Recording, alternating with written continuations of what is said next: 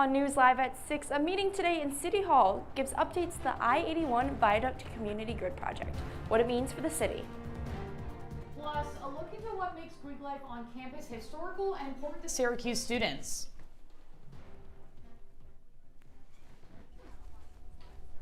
Plus, how the late night food scene is impacted by Syracuse students. This is CitrusTV News Live at 6, your campus news leader. Construction in the I-81 progress is moving along, and the city is updating residents on their progress. Welcome to News Live at 6. I'm Dillon Brendle. And I'm Cora Mayer-Costa. Our Caitlin Campbell has the latest. The Syracuse Common Council met with the New York Department of Transportation to discuss the next step in the I-81 project, Contract 5.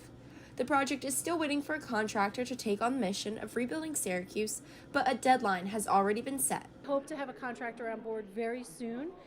So construction will get started this fall, and our completion date is July of 2027. This contract will create Business Loop 81 from Colvin Street to Burt Street, noise barriers, and a drainage trunk line, just to name a few, but all aligning with the committee's goals. So our commitment is to try to maintain as many streets to remain open as possible, especially on the interstate, 2 lanes in each direction. There could be some street closures in order for us to build this because it is very complex to build this. Concerns regarding school accessibility and railroads all came to question, but the I-81 project team explained they hoped the construction will be no barrier. Now, as construction continues, there's one piece of advice given to students as they navigate the project from the Hill. Start using a mapping program to make sure you're finding the most efficient path. But I think especially for Syracuse University students, this is a project that's really once in a lifetime project for a community like Syracuse. So I would encourage students to take a look around, see what's happening. The continuous goal, though, is to constantly better the Salt City. Caitlin Campbell, CitrusTV News. New at 6, Syracuse University and the Syracuse Landmark Preservation Board have negotiated as to whether the 727 Comstock Avenue building should be preserved as a landmark. The Preservation Board states it's a historic 20th century building and should be protected. Here to explain the other historical aspects to the previous fraternity home and other Greek life buildings is Maura Vaughn. This is 727 Comstock Avenue, the former house of the Zeta Psi fraternity, active from 1924 to 2007. SU bought the property in 2022 and recently applied to demolish the site. The property retains its integrity of location, feeling, and association. The property is unmistakably an early 20th century, high-style colonial revival mansion. Syracuse Landmark Preservation Board planner Kate Awater disagreed with the plan to demolish the house from the beginning. She explains the 727 Comstock meets the criteria of strong historical significance in Syracuse to be a preserved landmark. July 9th, 1905, the Syracuse Herald article announced a new development and noted that the house will be pure colonial in style. Now, while some buildings have been changed and renovated, some structures have stayed the exact same. Alpha Gamma Delta looks exactly how it was when it was built in 1928 by the first female graduate from the architecture program here at Syracuse University. SU is the founding home of Greek chapters adopted around the country, like Alpha Gamma Delta, Gamma Phi Beta, and Alpha Phi. These 20th century homes aren't the only thing that make these buildings so archival. The legacy Greek life has left on campus is another piece of history. Well, obviously, Derby Days was something that Sigma Chi did. It still does. Greg Quadrini, Syracuse University alum, says the bonds created and philanthropies carried on through Greek culture today connects old Greek to new. 35 plus, and we're still friends. I still get together with 25 or 30 alumni. It's not just I was a Sigma Chi. The Greek system was well-rounded. Greek life has been participating in philanthropy and volunteer events dating all the way back to the 1940s, with Delta Kappa Epsilon brothers even being the chime masters of Crouse College before enlisting in World War II and upon their return.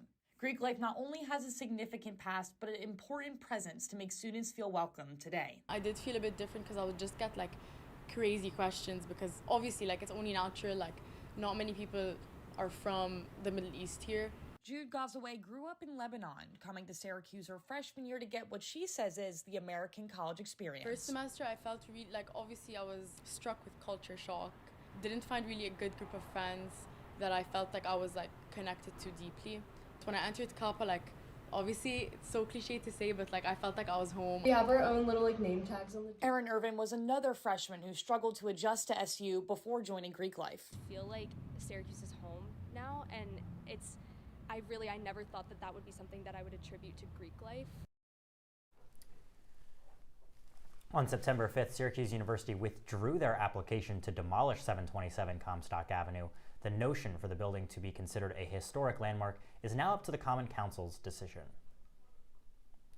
And Cora, we're a broken record. We say it every single week, but another Wednesday and more rain. It's been crazy, Dillon. I mean, I was walking out of Newhouse to the studio and it was pouring and I got drenched. So Spencer, Congel, is this gonna last? What's the weather like right now? Well, it is pretty rainy today. Not the greatest weather. The cold temperatures are going to stay, but the rain, we won't see too much of it. There's going to be some scattered rain, but I'll have more on that later. Right now, 49 degrees, getting pretty cool with some wind today, making it extra chilly. Scattered showers throughout the day. Now, as we move into the evening, things are getting even cooler. Down in the mid-40s, we're going to see a low of 41 overnight, getting dangerously close to that 30-degree temperature where we might start to see a little snow. Hopefully, we're going to hold off on that for quite a little while. We will expect to see some scattered showers overnight. That's all I've got for weather for now. Speaking of overnight, I think I might be getting a little bit hungry after the show. Dillon, Cora, do you have anything for me to do if that happens? Spencer, I think you better listen to this next story. We have new details now because local businesses, they're well aware of the business opportunities they have being around a Syracuse University student body that is hungry, like Spencer, late into the night. Our Holden Sherman spoke to pubs, pizza shops, and delis in the area to hear how they prepare for the late night student food rushes. Cora and Dillon, let me paint the picture for you. It's Saturday at 1 a.m. You're chilling with your friends and you just finished watching Interstellar. Now what? You're hungry. You want some pasta, you want some chicken wings, you want some pizza.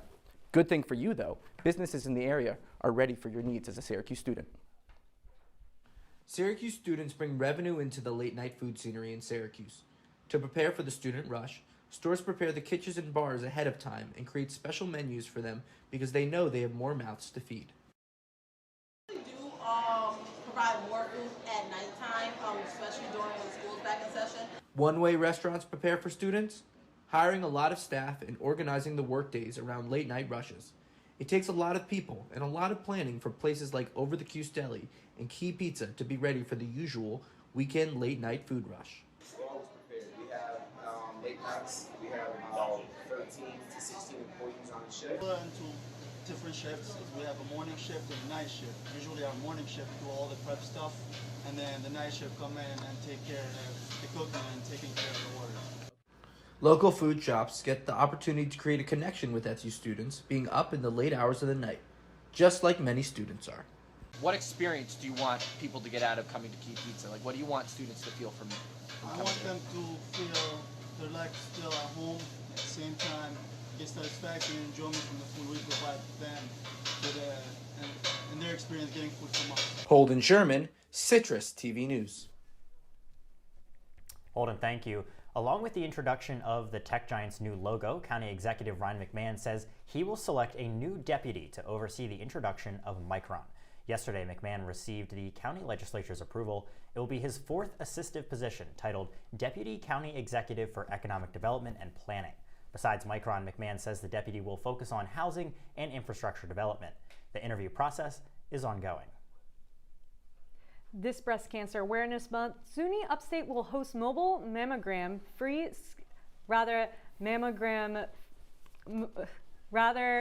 screenings across central New York. The tests will be held in Upstate Mammogram Van, which will be mobile throughout the month of October. Van is equipped with a licensed radiologist as well as examination in imaging rooms.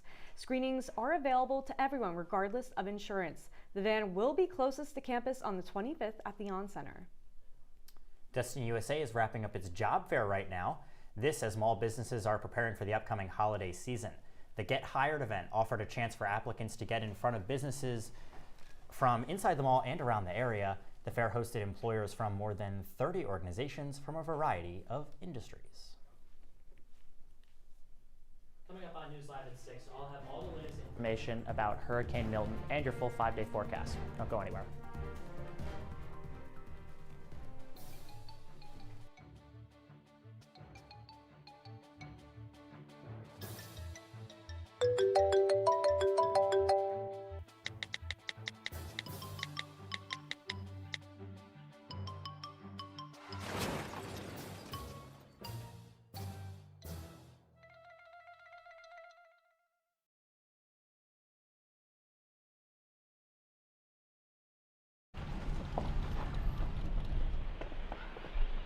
Got a quarter?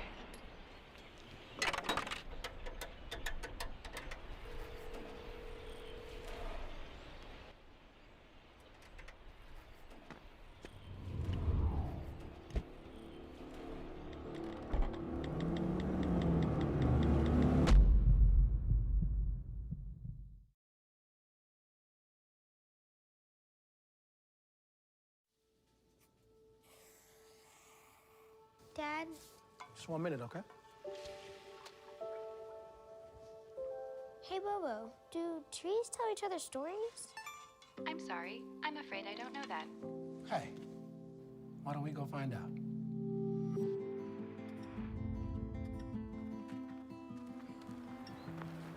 Listen. Do clouds take naps? I couldn't tell you.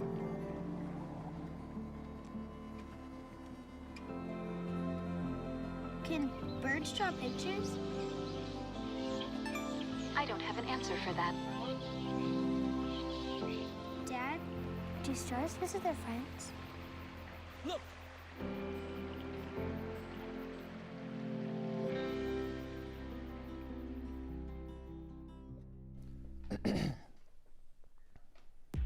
From the CitrusTV Weather Center, this is SU's most accurate weather forecast.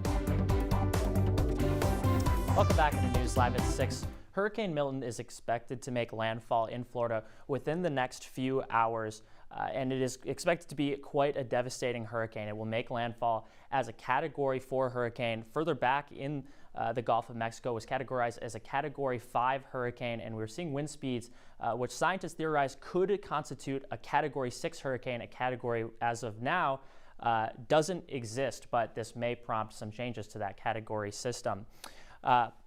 Just not even 2 weeks after Hurricane Helene makes landfall in Florida, we're going to be seeing devastating winds, upwards of 120 miles per hour sustained winds, hitting right in the Tampa area in the next couple of hours here. So if you or if any of your loved ones are in Florida, make sure you're staying safe and staying updated on all the latest information on this hurricane. Now, one of the things that you may have noticed is this hurricane season has been particularly severe. And one of the reasons for that is something that happens every 2 to 7 years called La Nina, which is a a climate pattern that is abnormal and affects all across the United States and across the world, making some areas of the United States drier and cooler, and some areas of the United States wetter and warmer. And so down in the Gulf Coast, this makes hurricanes more severe. Due to that weather, or that weaker vertical wind shear and the trade winds, hurricanes get much more severe, which could be giving you a much more severe hurricane season like we've been seeing now in Florida, with one of the biggest evacuations since Hurricane Irma, something that has not been seen in a very long time. Very dangerous conditions. Now, that's all I've got for weather for now. Ronnie and Luke, what's coming up on News Live at 6? Hey there, Spencer. T-minus 27 days till you head to the polls. I'll have the latest on the toss-up race for Congress here in Central New York. But first, an unprecedented move by state officials. They say our local election office isn't quite ready for Election Day. The details on that when we come back. I already knew that I was going to go to college, from a young age. I definitely want to major in political science, become the mayor or something, make the situation better for other people. My name is Justin, and I am your dividend.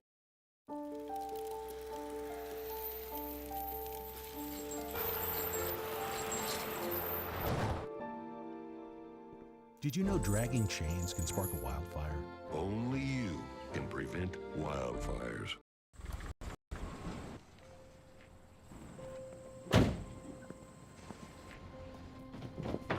Dad, they took over my bedroom. Come on, come on. Okay, Dad. 1, 2, 3. Dad!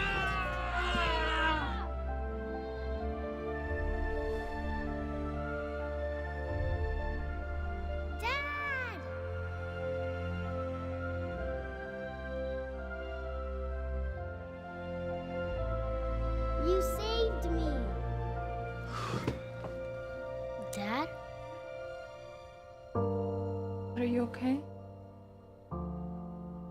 I'm fine, dear.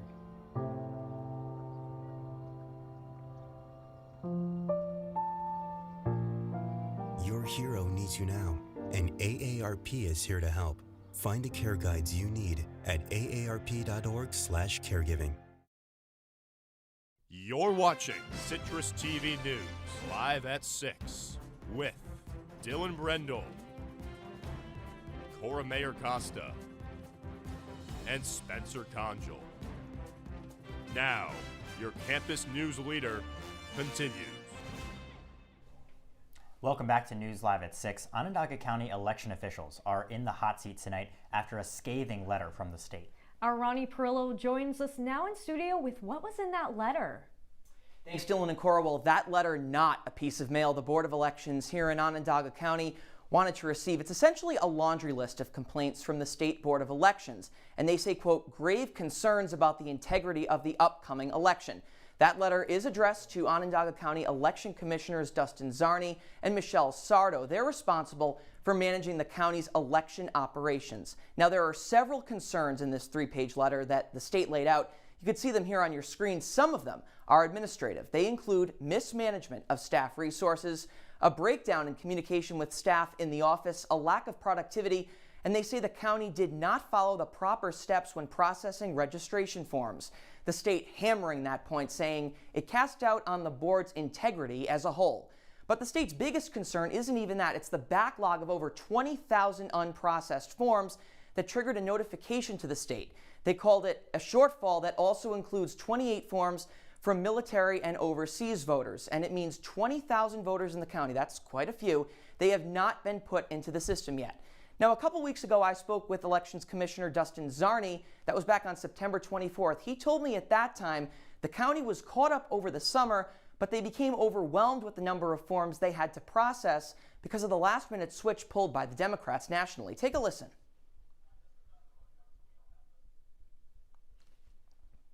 We're having some technical difficulties there. Sorry about that, but Zarni did attribute that to the last-minute switch where Kamala Harris stepped in for Joe Biden. Now, he was not available for an interview today, but he released a statement to Citrus TV this morning saying in part, quote, I feel confident that we have implemented the recommended changes and that along with the recent hiring of temporary staff, that will help us fulfill our obligations to voters this year and into the future. Now, Zarni also told me that they're continuing to cooperate with state and federal regulations as they work to resolve this issue. Guys?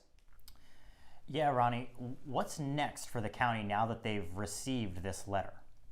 So this, Dillon, is where it does get real. The County Board of Elections now has to report daily to the state of New York and inform them on how many forms have been processed. The state also is required by law to alert the U.S. Department of Justice. Unclear right now if they will be getting directly involved, but it's something we will absolutely keep an eye for you on, both on air and online. Guys? Thank you, Ronnie, so much. And the problems just keep coming for the Onondaga County Elections Board. Zarni saying today nearly 200 people were incorrectly mailed absentee ballots. There are affected some people who requested mail-in ballots for the primary earlier this year. Yeah, Zarni says the issue was caused by a software switch back in August. Nothing will change for the voters, though. They can choose to use that mail-in ballot or still vote in person on Election Day. And last night, the candidates for Congress in the 22nd District of New York met for their second debate. Joining us now to fact-check some of the claims they made is our political anchor, Luke Radel. Good evening, Luke. Hey there, Dillon and Cora. With just 4 weeks to go until Election Day, the candidates came ready for round 2. But in the hour that WCMY had with them last night, there were no questions asked by the moderator about some of the biggest issues in this campaign. And the topic of immigration and the border was only brought up because the congressman discussed it. His opponent, State Senator John Mannion, responded with this. Last thing I'll say about the comment on the southern border is my opponent had an opportunity to advance a bipartisan bill that was passed by the Senate that would have done a lot. Now that the bipartisan border deal was, quote, passed by the Senate is false. It failed to pass twice. The congressman corrected him about that live on stage. It never made it through the Senate. It didn't even have enough Democrat votes in the Senate to pass. And yet this is his argument, which is frankly just based on a lie. Now, in the interest of fairness, in the past, Congressman Williams has made false claims of his own about this bill, which we've reviewed. And when I interviewed the congressman back in April, I pressed him on the legislation for several minutes. But Mannion's comments on the bill are also false, and this isn't the first time he's been wrong about a bill getting passed. Here's a campaign ad from Mannion about health care for firefighters. I was fighting a home fire and I went into cardiac arrest. I'm thankful to be alive, but I was denied coverage for my medical bills. It was just denial, denial, denial. There's no excuse for denying benefits to volunteer firefighters injured in the line of duty. So I wrote a law to make sure that their medical bills are covered. Right there at the end of that clip, Mannion says that he, quote, wrote a law to make sure that their costs are covered. That's false. It's just a bill stuck in committee for over a year, and that may sound like a technicality, but it's not. Because if the bill was a law, then these firefighters would have health coverage, but it hasn't passed, and so they don't. Guys? Well, thank you, Luke. A New York State Supreme Court justice ruling today Governor Kathy Hochul's recent law violates the state constitution. Hochul's push would move local off-year elections to the same even-year schedule as federal and state elections. There's some disagreement of how the change would affect voter turnout. Supporters say even-year election law would increase turnout for local elections, which is notably smaller than in presidential years, while others like Judge Gerald Neary argued it would crowd ballots and could decrease awareness. Taking a look at the major index changes from today, the Dow Jones is up just over 1%, equaling about 431 points. Investment firms are leading the push. The S&P 500 is almost 0.75% or 40%. The NASDAQ is also up 0.6 or 108 points. Yeah, and checking out our biggest movers of today, Norwegian Cruise Lines are up almost 11% according to the brand. They're focusing in on decreasing costs and upping quality. Staying in the seas, Carnival Cruises also soaring 7% after seeing unprecedented post-COVID trip bookings. Constellation Energy is sliding 6% to end the day. This unexpected fall comes after a 60% rise in the past month. Speaking of sliding, Alex, what's happening in baseball? How are my Phillies? Well, the MLB postseason is in full swing, and New York's teams are trying to slide in the second round. That means the Mets against Dillon's Phillies. We'll see how they fared when we come back last night's game.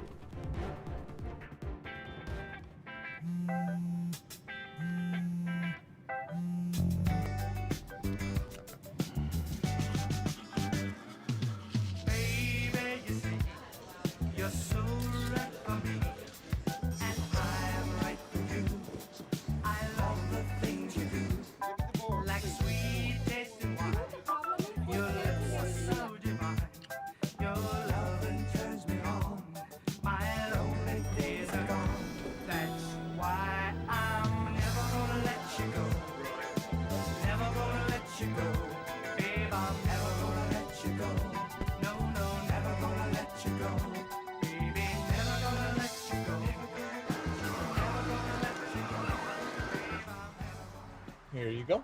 Thank you. Thank you.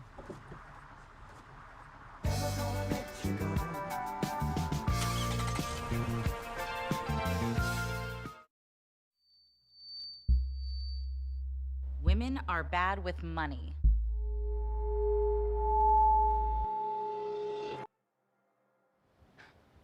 That's what the world's been saying for centuries. But now, we've got something to say. Save it. Save the old-fashioned advice, the empty excuses. It's all worthless, unlike us. To our fellow females, it is time to save ourselves by saving our money. Contributing to our futures, investing in our independence. Until we're no longer 80% more likely than men to live in poverty in retirement. So again, we say to that, Save it. The falsehoods, the feelings of fault. Then the funds. learn how to save for your retirement at wesaysaveit.org. And now, your CitrusTV Sports Report. The Mets are one win away from the NL Championship Series after defeating the Phillies 7-2 last night. Welcome to Sports, I'm Alex Remoll. The first two contests of this series took place in Philadelphia, so it was time to go to Queens for Game 3. New York made it clear early on that the home fans would get a good show. First baseman Pete Alonso homered in the second inning to open the scoring, and the Amazons never looked back. Alonso brought the boom to get things going, but third baseman Jose Iglesias broke the game open for New York. The part-time pop star's 2 RBI single in the 7th inning put the Mets up 6-0. Starting pitcher Sean Manaea held it down for New York despite some personal grief. Manaea tossed 7 innings of 1-run ball with 6 strikeouts just hours after his aunt passed away. Game 4 is going on right now. The Phillies lead 1-0 in the top of the 4th inning. And the Mets aren't the only New York baseball team with a postseason battle tonight. The Yankees face the Royals in Game 3 of the American League Division Series in just about an hour. New York fell to Kansas City in Game 2 on Monday at Yankee Stadium. The series is tied 1-1 and moves west to Missouri for tonight's pivotal matchup. Clark Schmidt takes the mound for the Bronx Bombers. The righty only pitched in 16 games this regular season, but was pretty good, registered an ERA under 3. And Seth Lugo starts for the Royals. Lugo took on the Yankees twice this season and gave up only 4 earned runs in 14 innings. Pitching is got to be the focus of this series. Offensive stars Aaron Judge of the Yankees and Bobby Witt Jr. of the Royals only have 1 hit between them so far. And from the diamond to the pitch, Syracuse men's soccer beat Providence 2-1 last night. The Orange have started off October strong with 3 straight victories. SU scored multiple goals in each of those big wins, and that's a huge improvement from September already. The Cuse only took 1 win away from 7 matches last month. Spooky season suits the Cuse pretty well so far, even on the road in the Ocean State. And the Orange only put up 4 shots on goal in this match, but the first came after 12 seconds of play. It didn't go in, but Syracuse turned that aggressive start into an early goal. Carlos Zambrano scored in the 14th minute. Early in the second half, Providence equalized, but SU wasn't quite done. In the 70th minute, defender Chimere Omeze headed the ball off the post and tapped in a game-winning goal on the rebound. Alex, thanks. We'll have your wake-up weather when we come back. Look at you. You're at the top of your game. You're unstoppable. Nothing can throw you off track. Wait, is that your car? Uh-oh. Yeah, I saw that coming. That will throw you off track. You're looking at around 10 grand in fines, legal fees, and increased insurance rates. Let's try this again. Smart move. Because buzz driving is drunk driving. Taking care of a family member can lead to plenty of questions. Fortunately, there's a place to get the answers, for them and for you. Find articles, tips, and tools from experts and others who have been in your place. The Caregiving Resource Center at aarp.org/caregiving. Well, Thomas, you've got prediabetes. But with more exercise and a change in diet, it can be reversed. I've tried exercising. It just makes me hungry for bacon. I love bacon, too. And who really likes to exercise? Not me. Me neither. Nobody. So we're good? What? Oh, you still have prediabetes. Big time. This week here in Syracuse, we're looking at some pretty cool weather into the mid-60s, even down to the low 50s tomorrow. And we are expecting to see some scattered showers throughout the rest of the week and into the weekend, a 70% chance of showers throughout the day on Sunday. About the same thing on Monday, but we are going to see a little bit of sun throughout the week, so we do have a pretty good variety of weather coming up within the next few days here in Syracuse. That's all I've got for weather. Dillon and Cora. Thanks, Spencer. Hey, the people that wanted fall, they got it. But that's Citrus TV News Live at 6 for this Wednesday. Don't forget, you can follow us on X and Instagram at CitrusTV News. Now for the entire Citrus TV News team, I'm Mayer-Costa. And I'm Dylan Brendle. Have a great night, Syracuse.